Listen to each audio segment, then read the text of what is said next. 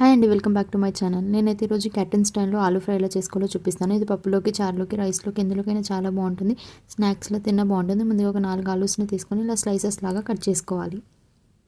ఇలాగ అన్నిటినీ ఇలా స్లైసెస్ లాగా కట్ చేసుకున్నాక ఇలా సన్నగా కట్ చేసుకోవాలి. దీన్ని ఒక 2 to 3 టైమ్స్ చాలా బాగా వాష్ చేసుకోవాలి. వాష్ చేసుకున్న తర్వాత 1 స్పూన్ వరకు కారం, 1 స్పూన్ వరకు సాల్ట్, కొద్దిగా గరం మసాలా, ధనియాల పౌడర్ వేసేసుకొని అందులోనే కొద్దిగా పసుపు, వెల్లుల్లిపాయ పేస్ట్ వేసుకొని దీన్నంతా ఒకసారి ఇలా బాగా మిక్స్ చేసుకోవాలి.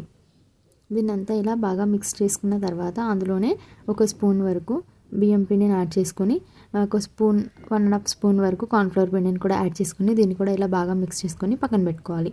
ఒక ప్యాన్లో కొద్దిగా ఆయిల్ వేసేసుకొని ఆయిల్ బాగా హీట్ అయిపోయిన తర్వాత ఇలా మనము మిక్స్ చేసి పెట్టుకున్న ఆలు స్టఫింగ్ అంతా ఇలా వేసేసుకోవాలి. ఇలా ఫస్ట్ మీడియం ఫ్లేమ్లో ఫ్రై చేసుకోవాలి. తర్వాత హై ఫ్లేమ్లో పెట్టుకొని ఫ్రై చేసుకొని ఇలాగ మంచిగా కలర్ వచ్చేసినాక తీసేసుకోవాలి. అంతే అండి, ఎంతో టేస్టీగా చాలా బాగుంటుంది. ట్రై చేయండి.